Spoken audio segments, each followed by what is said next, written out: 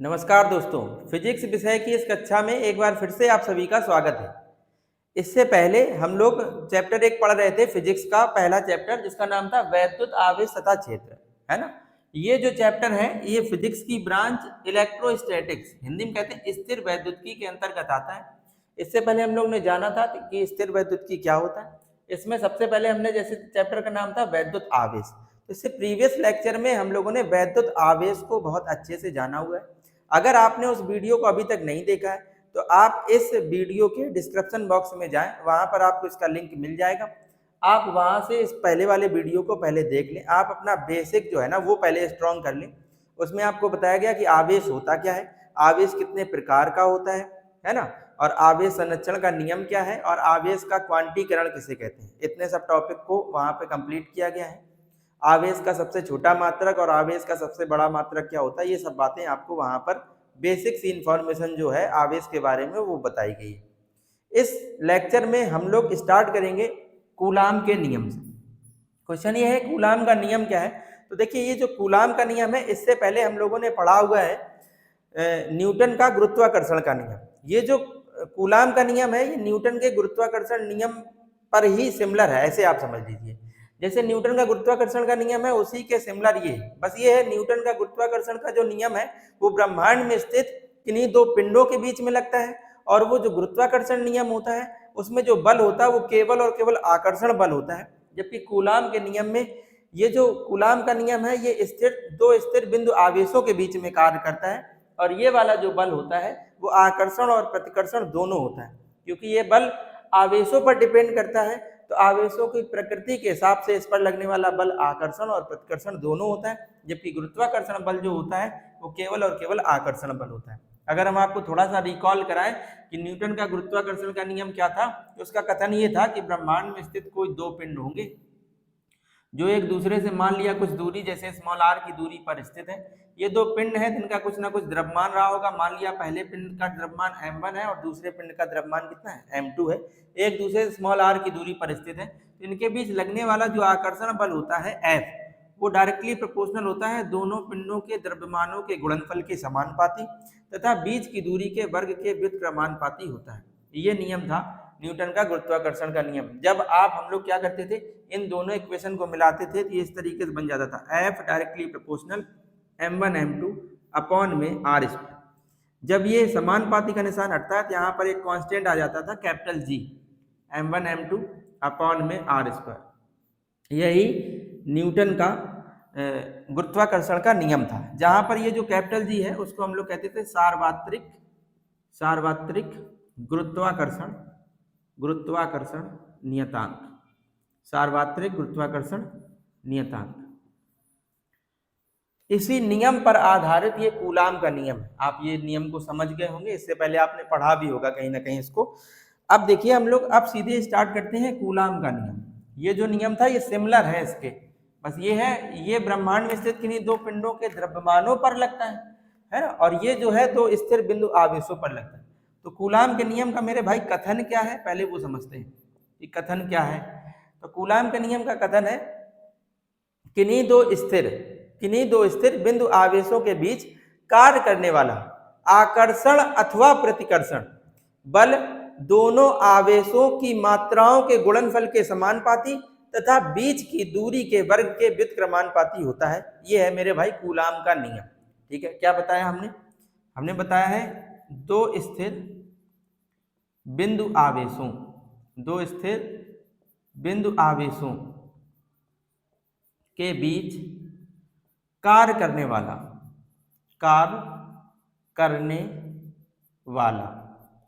वैद्युत आकर्षण अथवा प्रतिकर्षण, वैद्युत आकर्षण अथवा प्रतिकर्षण बल, आकर्षण अथवा प्रतिकर्षण बल दोनों आवेशों की मात्राओं, दोनों आवेशों की मात्राओं के गुणनफल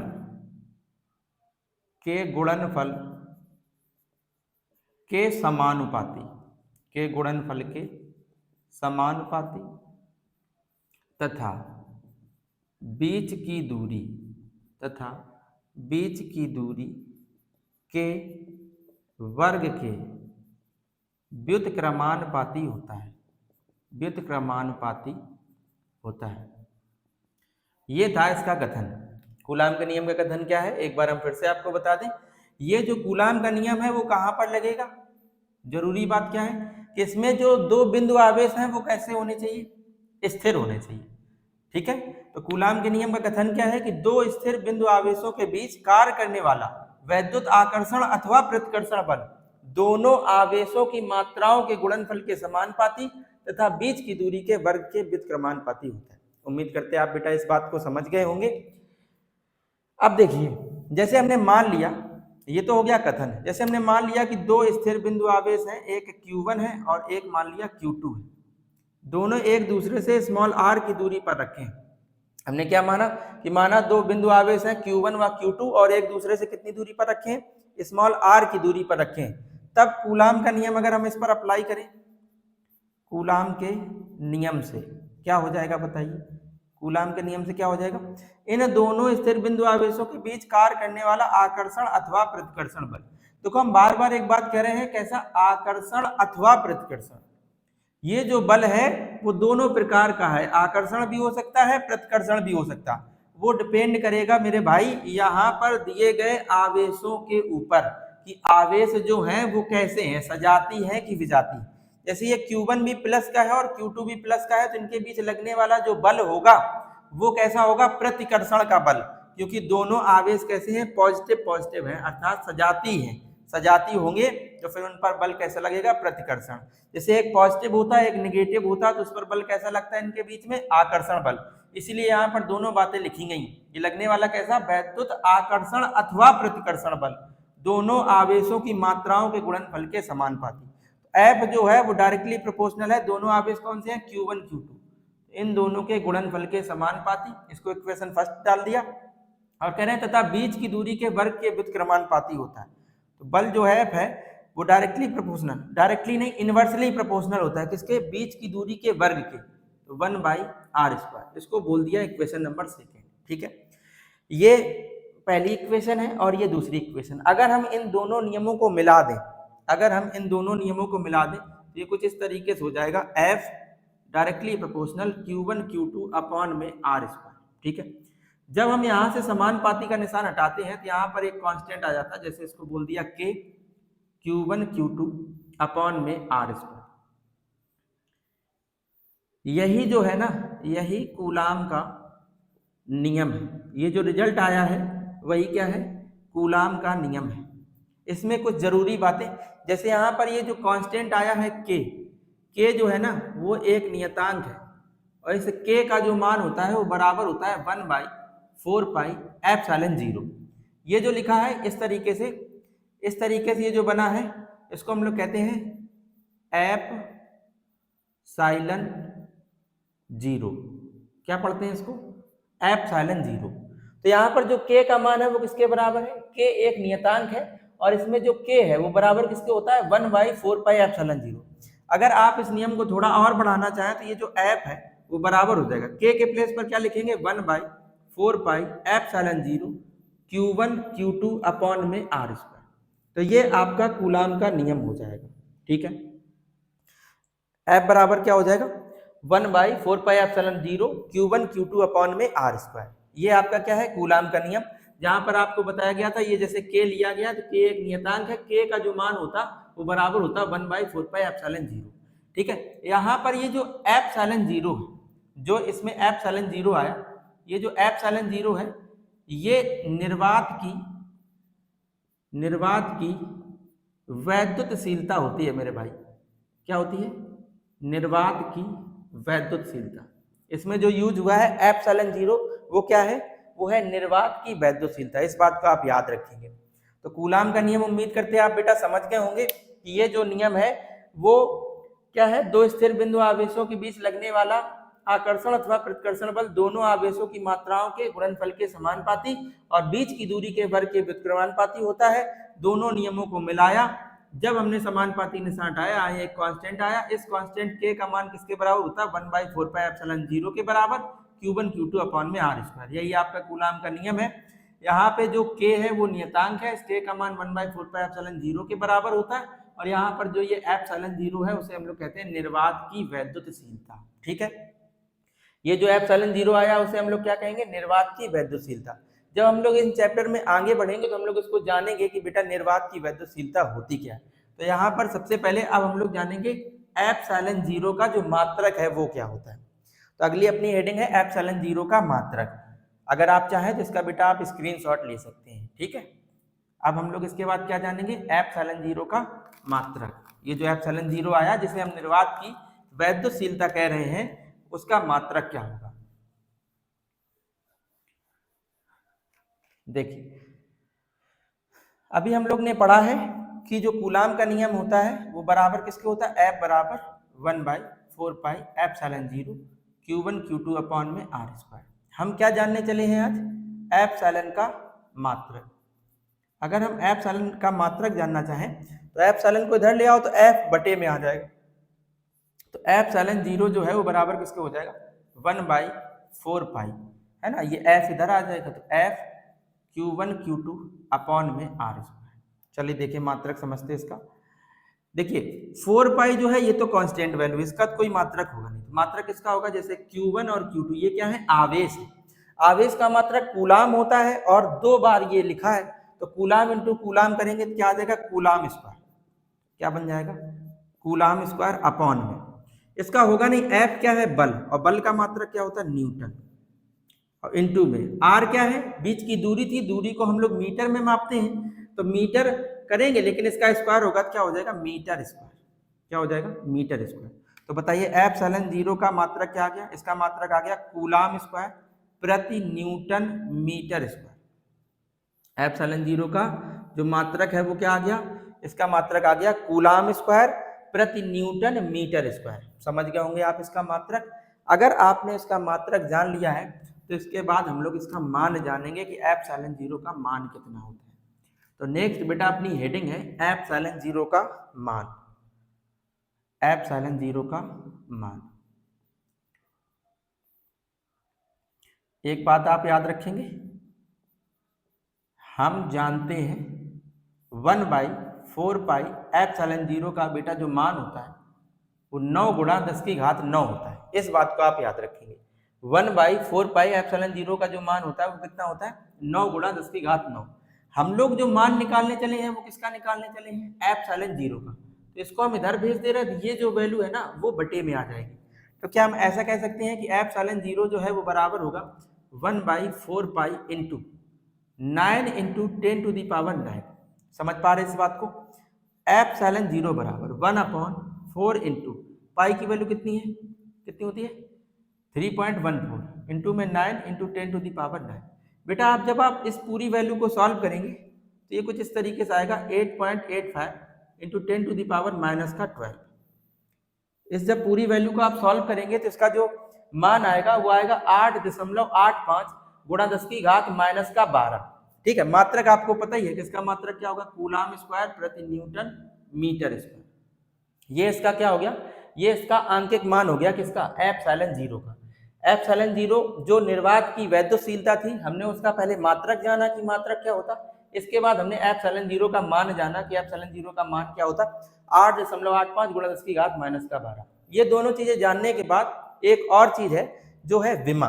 तो अगली हेडिंग में हम लोग लिखेंगे ε0 की विमा। ε0 की विमा। विमा बेटा कहाँ से निकलती है, अगर हमें इसका मात्रक पता है तो विमा तो हम लोग बहुत आसानी से निकाल लेंगे। देखिए कैसे, देखिए कैसे, देखिए ε0 का जो मात्रक है वो क्या है, वो है कूलाम स्क्वायर प्रति न्यूटन मीटर स्क्वायर। ये है, देखिए कूलाम स्क्वायर। कूलाम जो है ना उसकी विमा इससे पहले आपको बताई गई है, वो AT होती है। तो AT का क्या हो जाएगा, स्क्वायर अपॉन में न्यूटन क्या है, बल, बल का मात्रक होता है, और बल की विमा क्या होती है, mL×10⁻²। और m क्या है, मीटर है, मीटर क्या, दूरी, और दूरी की विमा होती है L, है ना, स्क्वायर लगा तो स्क्वायर लगा दे। तो ε0 जो है वो बराबर किसके हो जाएगा, देखिए इसको लिखते हैं a² t² अपॉन में m देखिए ये एल है और ये एल स्क्वायर है, जब मल्टीप्लाई होगा तो एल की पावर कितनी हो जाएगी 3 और टी की घात -2।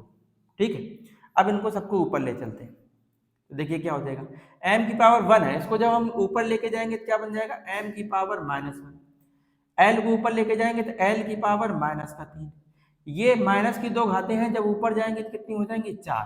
भाई माइनस की 3 प्लस की हो जाएंगी 2 और 2 ये पहले से, तो टी की घात 4 और यहाँ ए स्क्वायर पहले से दिया है तो ये क्या हो जाएगा ए स्क्वायर। तो एप्सिलॉन जीरो की जो विमा है अक्सर ये एमसीक्यूज में पूछ लिया गया है। यहाँ पर देखिए आप एप्सिलॉन जीरो की विमा को आप समझ चुके हैं। इसकी विमा होती है m की पावर -1, l की पावर -3, t की पावर 4 और a की पावर 2। ये होती है एप्सिलॉन जीरो की विमा। तो आपने यहाँ पर एप्सिलॉन जीरो का मात्रक समझा, एप्सिलॉन जीरो का मान जाना और एप्सिलॉन जीरो की विमा जानी। बीच में कुछ टेक्निकल मिस्टेक हो गई थी तो इसके लिए सॉरी। क्या करें, कुछ ना कुछ सही चीजें करने में कुछ ना कुछ बाधा जरूर बनी रहती है। कभी कुछ सही हो जाता है तो कभी कोई प्रॉब्लम हो जाती है, तो इसको हम लोग इग्नोर करते हुए अपने लेक्चर में आगे बढ़ते हैं। कूलाम का नियम हमने जाना, इसमें जो बेसिक सी चीजें, जैसे इसमें एक एप्सिलॉन जीरो वर्ड आया था जिसको हम लोग निर्वात की वैद्यशीलता कह रहे थे, तो उसके बारे में हम लोगों ने जाना कि इसका मात्रक क्या होता है, इसका मान क्या होता है और इसकी विमा क्या होती है। ठीक है, इसके बाद अपना नेक्स्ट टॉपिक है वैद्युत क्षेत्र। कूलाम का नियम समझने के बाद नेक्स्ट टॉपिक है अपना वैद्युत क्षेत्र। इस चैप्टर का नाम था वैद्युत आवेश तथा क्षेत्र, इलेक्ट्रिक चार्ज एंड फील्ड। तो हमने इलेक्ट्रिक चार्ज के बारे में तो बहुत अच्छे से जान लिया है। अब क्वेश्चन ये है कि वैद्युत क्षेत्र क्या होता है। अगली अपनी हेडिंग है वैद्युत क्षेत्र। ठीक है, वैद्युत क्षेत्र क्या है। तो वैद्युत क्षेत्र क्या है, किसी आवेश या आवेश समुदाय के चारों ओर का वह क्षेत्र जहां तक किसी अन्य आवेश को रखने पर उस पर वैद्युत बल का अनुभव हो तो वह आवेश का वैद्युत क्षेत्र कहलाता है। डेफिनेशन आप समझ गए। किसी आवेश या आवेश समुदाय, एक आवेश हो या ढेर सारे आवेश हो, तो आवेश होगा तो उनके चारों ओर क्या होगा, एक वैद्युत क्षेत्र बन जाएगा। तो किसी आवेश या आवेश समुदाय के चारों ओर का वह क्षेत्र जहां पर किसी अन्य आवेश को रखने पर उस पर वैद्युत बल का अनुभव हो तो वह आवेश का वैद्युत क्षेत्र कहलाता है। समझ गए होंगे आप वैद्युत क्षेत्र की डेफिनेशन क्या होगी। जैसे कोई आवेश होगा या कोई ढेर सारे आवेश होंगे तो इनके चारों ओर क्या होगा, इनके चारों ओर एक वैद्युत क्षेत्र बन जाएगा। इस चैप्टर में अभी हम लोग आगे जानेंगे कि जो वैद्युत क्षेत्र है वो कौन बनाता है। वैद्युत क्षेत्र जो है ना वो वैद्युत बल रेखाओं के द्वारा बनता है, वैद्युत बल रेखाओं के द्वारा बनता है। और ये जो वैद्युत बल रेखाएं होती है ना, ये काल्पनिक रेखाएं होती हैं। वैद्युत बल रेखाएं जो है वो कैसी रेखाएं होती हैं, काल्पनिक रेखाएं। ठीक है, हम ऐसा ऑब्जर्व कर सकते हैं कि ये आवेश है तो इसके चारों ओर कुछ दूरी तक क्या होगा, एक वैद्युत क्षेत्र बना होगा। तो जैसे मान लिया कि ये आवेश था, इसके चारों ओर ऐसे करके कुछ दूरी तक एक वैद्युत क्षेत्र बना हुआ है। तो अगर इस वैद्युत क्षेत्र में हम क्या करेंगे, किसी आवेश को लेके आएंगे और रखेंगे तो ये वाला आवेश इस वाले आवेश के ऊपर क्या करेगा, एक प्रकार का बल लगाएगा। अब ये बल आकर्षण भी हो सकता है, प्रतिकर्षण भी हो सकता है, वो डिपेंड करेगा इन दोनों आवेश के ऊपर कि ये दोनों आवेश हैं कैसे, सजाती है कि विजाती है।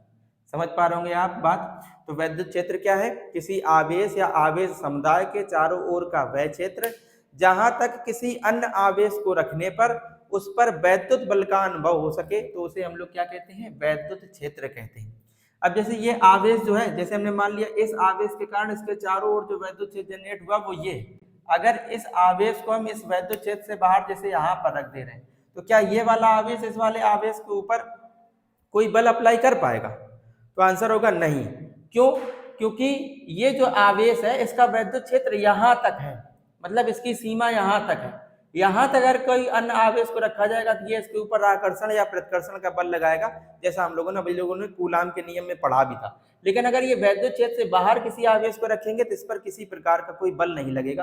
कारण है कि ये जो आवेश है इसकी एक सीमा है कि ये इतनी दूरी तक अगर कोई आवेश आएगा तो इसके ऊपर एक बल लगा सकता है, अदर कंडीशन में नहीं लगेगा। तो उम्मीद करते हैं आप बातों को समझ गए होंगे। और जो वैद्युत क्षेत्र है वो किसके द्वारा बनता है, वैद्युत बल रेखाओं के द्वारा। ये वैद्युत बल रेखाएं क्या होती हैं, ये काल्पनिक रेखाएं होती हैं। ठीक है, ये जो वैद्युत बल रेखाएं हैं वो एक प्रकार की काल्पनिक रेखाएं होती। अभी हम लोग इनके बारे में डिटेल में जानेंगे कि वैद्युत बल रेखाएं होती क्या हैं और वैद्युत बल रेखाओं के गुण क्या होते हैं। ठीक है, समझ गए होंगे आप इस बात को। इसके बाद देखिए, वैद्युत क्षेत्र के बाद अगला टॉपिक है, बहुत जरूरी टॉपिक है, जिसका नाम है वैद्युत क्षेत्र की तीव्रता। इसी का अगला टॉपिक है वैद्युत क्षेत्र की तीव्रता। अगला टॉपिक है वैद्युत क्षेत्र की तीव्रता। वैद्युत क्षेत्र की तीव्रता, वैद्युत क्षेत्र की तीव्रता क्या होती है, जिसकी अगर आप हम बहुत मामूली सी डेफिनेशन बताना चाहें, साधारण शब्दों में समझाना चाहें, तो वैद्युत क्षेत्र की तीव्रता वह भौतिक राशि है जो हमें वैद्युत क्षेत्र का मान बताती है। जैसे अगर हम आपसे कहें कि वैद्युत क्षेत्र की तीव्रता क्या है, तो आप सीधे सीधे बता देंगे कि वैद्युत क्षेत्र की तीव्रता वह भौतिक राशि है जो हमें वैद्युत क्षेत्र का मान बताती है। इस तरीके से आप बता सकते हैं वैद्युत क्षेत्र की तीव्रता की डायरेक्शन। ठीक है, या अगर आप इसकी दूसरी डेफिनेशन बताना चाहें तो हम आपको बोल दे रहे हैं, आप लिख लो, समझा हम देंगे आपको। वैद्युत क्षेत्र की तीव्रता की आप दूसरी डेफिनेशन लिखेंगे कि किसी वैद्युत क्षेत्र में रखे गए परीक्षण आवेश, किसी वैद्युत क्षेत्र में रखे गए परीक्षण आवेश पर लगने वाला बल और परीक्षण आवेश को, धन परीक्षण आवेश के अनुपात को उस बिंदु पर वैद्युत क्षेत्र की तीव्रता कहते हैं। उस बिंदु पर वैद्युत क्षेत्र की तीव्रता कहते हैं। इसे हम ई से प्रदर्शित करते हैं। किससे प्रदर्शित करते हैं? ई से प्रदर्शित करते हैं। तो किसी वैद्युत क्षेत्र में रखे गए धन परीक्षण आवेश पर लगने वाला बल, किसी वैद्युत क्षेत्र में रखे गए धन परीक्षण आवेश पर लगने वाला बल और धन परीक्षण आवेश के अनुपात को उस बिंदु पर वैद्युत क्षेत्र की तीव्रता कहते हैं। इसे ई से प्रदर्शित करते हैं। ठीक है, जैसे मान लिया कोई एक समान वैद्युत क्षेत्र है, इसमें कोई एक धन परीक्षण आवेश Q0 को रख दिया, तो इस Q0 को रखने पर अब ये जैसे कोई वैद्युत क्षेत्र था, है ना, तो कोई ना कोई आवेश यहाँ पर पहले से ही मौजूद रहा होगा जिसने वैद्युत क्षेत्र बनाया। और जब हम लोग वैद्युत क्षेत्र में क्या करते हैं, किसी धन परीक्षण आवेश को रख देते हैं, तो इस परीक्षण आवेश पर ये वाला आवेश एक प्रकार का बल अप्लाई करता है। जैसे हम मान लें कि ये वाला आवेश इस वाले परीक्षण आवेश पर बल F अप्लाई कर रहा है, तो फिर वैद्युत क्षेत्र की तीव्रता इस बिंदु पर हम लोग कैसे निकालेंगे, E बराबर फार्मूला हो जाएगा F अपॉन Q0। Q0 या Q0 आप इसको बोले, धन परीक्षण आवेश है ना, इसको टेस्टिंग चार्ज कहते हैं। ये जो होता है वो हमेशा पॉजिटिव होता है, इसकी और कोई वैल्यू नहीं होती है, इसको ये बिल्कुल मामूली सा चार्ज है, बस ये है, ये जो है ना धन परीक्षण आवेश, ये पॉजिटिव ही होता है, आप इस बात को याद रखेंगे। तो वैद्युत क्षेत्र की तीव्रता डायरेक्शन आपने क्या पढ़ी, किसी वैद्युत क्षेत्र में रखे गए धन परीक्षण आवेश पर लगने वाले बल और धन परीक्षण आवेश के अनुपात को उस बिंदु की वैद्युत क्षेत्र की तीव्रता कहते हैं। इसे ई से प्रदर्शित करते हैं। ई बराबर फार्मूला हो गया F अपॉन Q0 या Q0, जैसे आप समझ पाए उसको। ठीक है, अब देखिए, अगर हम आपसे कहें कि इसका हमें मात्रक बता दो, या इसकी एक डेफिनेशन और बता सकते हैं हम लोग कि यदि ये जो धन परीक्षण आवेश है Q0, अगर इसका मान 1 कूलाम हो जाए, अगर इसका मान 1 कूलाम हो जाए, तो फिर E बराबर क्या हो जाएगा, F के। यदि धन परीक्षण आवेश जो रखा है अगर वो एकांक हो जाए, ठीक है, अगर उसका मान 1 हो जाए, तो फिर इस परीक्षण आवेश पर जो बल लगेगा वही उस बिंदु पर वैद्युत क्षेत्र की तीव्रता के बराबर होगा।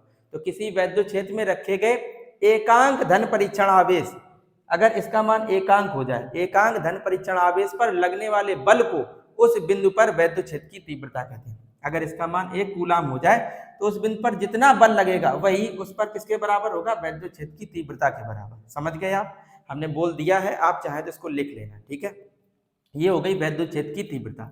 अब क्वेश्चन ये है कि वैद्युत क्षेत्र की तीव्रता हम लोग जान गए हैं, तो वैद्युत क्षेत्र की तीव्रता जानने के बाद अगर हम आपसे कहें इसका मात्रक क्या होगा, तो अगली हेडिंग है अपनी ई का मात्रक। बताइए ई का मात्रक क्या होगा। ई बराबर अभी हम लोग ने पढ़ा है F अपॉन Q0। F क्या है, बल, बल का मात्रक क्या होता है, न्यूटन, और Q0 क्या है, आवेश, आवेश का मात्रक क्या होता है, कूलाम। तो इसका मात्रक क्या हो जाएगा, न्यूटन पर कूलाम। वैद्युत क्षेत्र की तीव्रता, इसका मात्रक क्या हो जाएगा, न्यूटन पर कूलाम। अगर आप इसकी विमा देखना चाहें तो विमा क्या हो जाएगी, बताइए इसकी, ई की विमा, ई की विमा। वैद्युत क्षेत्र की तीव्रता की विमा क्या हो जाएगी, न्यूटन बल है, तो बताइए बल की विमा क्या होती है, बल की विमा होती है mL/T⁻²। और ये क्या है, आवेश है, आवेश की विमा क्या होती है, AT, है ना। तो इसको आप ऊपर लेके जाएंगे तो बताइए क्या बन जाएगा, E बराबर बन जाएगा mL, इसको ऊपर लेके जाओगे, एक घात है ऊपर जाएगी तो -1 हो जाएगी, mL/T⁻³ भाई एक ये प्लस का था, ऊपर जाके माइनस का होगा, माइनस के 2 पहले से, एक माइनस का और होगी -3 और एक की घात -1। तो वैद्युत क्षेत्र की तीव्रता की जो विमा हो जाएगी वो हो जाएगी ml t की घात -3 a की घात -1। ये तो हो गई वैद्युत क्षेत्र की तीव्रता।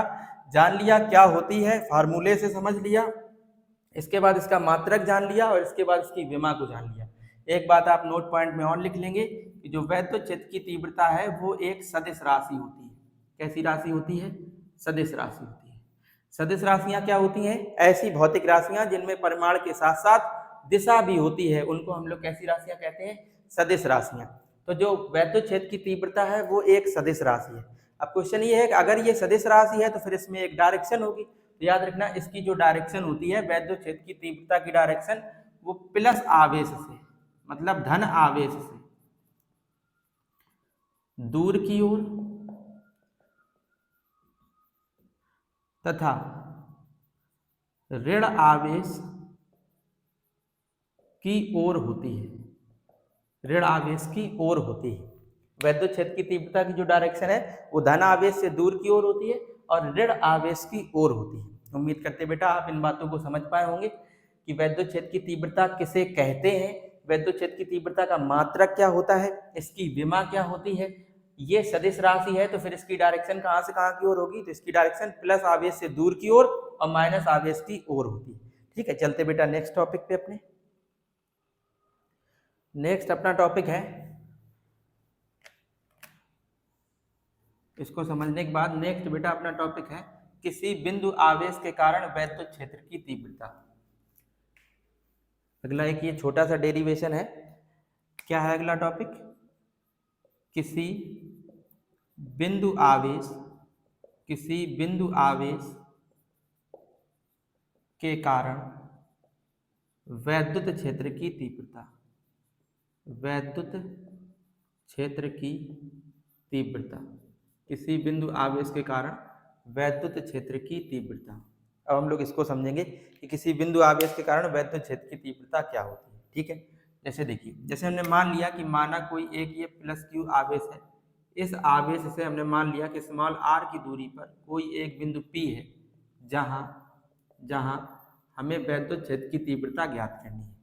हमने बेटा माना है, कैसे लिखेंगे आप? अगर इसको लिखना चाहें तो क्या लिखेंगे आप कि माना प्लस क्यू आवेश है, माना एक प्लस क्यू आवेश है, इस आवेश से स्मॉल r की दूरी पर एक बिंदु P है जहां हमें वैद्युत क्षेत्र की तीव्रता ज्ञात करनी है। इतना आप लिखेंगे। ठीक है, ऐसा हमने मान लिया कि हमें यहाँ पर वैद्युत क्षेत्र की तीव्रता ज्ञात करनी है। तो हमने मान लिया कि इस बिंदु P पर एक परीक्षण आवेश Q0 रखा हुआ है।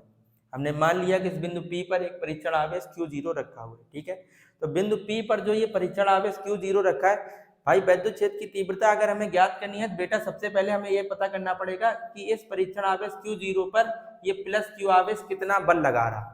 और दो स्थिर बिंदु आवेशों के बीच लगने वाला बल हम कहाँ से निकालते हैं? तो याद करिए, इसी क्लास में हम लोगों ने पढ़ा है कूलाम के नियम से। तो सबसे पहले बेटा हम लोग क्या निकालेंगे कि बिंदु P पर रखे परीक्षण आवेश Q0 पर लगने वाला बल। सबसे पहले हम लोग क्या निकालेंगे? बिंदु P पर रखे परीक्षण आवेश Q0 पर लगने वाला बल कौन से नियम से हम लोग निकालेंगे? कूलाम के नियम से। कौन से नियम से निकाल रहे हैं? कूलाम के नियम से। तो वो क्या हो जाएगा बताइए? लगने वाला जो बल है वो F बराबर हो जाएगा, कितना होता था बताइए? बल जो होता था वो होता था F बराबर 1/4πε0 Q1 Q2। पहला आवेश क्या है? Q, और दूसरा आवेश क्या है? Q0। तो Q1 Q2 अपॉन में बीच की दूरी का वर्ग होता था r²। इसको बोल दिया इक्वेशन नंबर फर्स्ट। तो सबसे पहले हमने क्या निकाल लिया? देखिए कैसे कर रहे हैं इसको। तो हमने माना कि एक प्लस Q आवेश है, इस आवेश से स्मॉल r की दूरी पर एक बिंदु P है जहां पर हमें वैद्युत क्षेत्र की तीव्रता ज्ञात करनी है। तो यहाँ पर वैद्युत क्षेत्र की तीव्रता ज्ञात करने के लिए हमने ऐसा मान लिया कि इस बिंदु P पर कोई एक परीक्षण आवेश Q0 रखा है। तीव्रता निकालने के लिए भी थोड़ी देर पहले ही फार्मूला पढ़ा था कि वैद्युत क्षेत्र की तीव्रता E बराबर फार्मूला होता है F/Q0, है ना। तो सबसे पहले हमें यहाँ पर इस बिंदु P पर रखे परीक्षण आवेश पर बल निकालना पड़ेगा, तभी हम तीव्रता निकाल सकते हैं। तो सबसे पहले हमने यहाँ पर बल निकाला कि इस पर बल कितना लगेगा, बल पता चल गया। अब हम लोग निकाल लेंगे इस बिंदु P पर वैद्युत क्षेत्र की तीव्रता। तो बिंदु P पर वैद्युत क्षेत्र की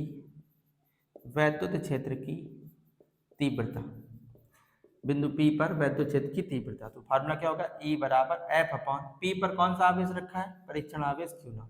तो ये हो जाएगा। अब देखिए हम लोग को F का मान पता है, तो ये F का मान उठा के यहाँ पर रखते हैं। तो E बराबर क्या बन जाएगा, देखिए F के प्लेस पर क्या रखेंगे, 1/4πε0 Q0 अपॉन में क्या R स्क्वायर, और इनटू में देखिए इसमें 1/Q0 और बचा, इससे ये कैंसिल आउट हो गया। तो E बराबर बताइए क्या आ जाएगा, आ जाएगा 1/4πε0 Q अपॉन R स्क्वायर। वैद्युत क्षेत्र की तीव्रता है, मात्रा क्या होगा, न्यूटन प्रति कूलम। ठीक है। अगर बेटा हम ऐसा मान लें कि ये जो आवेश है जो जहां पर रखा है, मान लिया किसी ऐसे माध्यम में रखा है जिसका परावैद्युतांक K है, तब वैद्युत क्षेत्र की तीव्रता क्या होगी। ये जो वैद्युत क्षेत्र की तीव्रता है ये तब है कि जब ये आवेश Q जो है ना वो कहाँ पर रखा है, आवेश जब कहाँ पर है, निर्वात या वायु में उपस्थित है, वायु में उपस्थित है।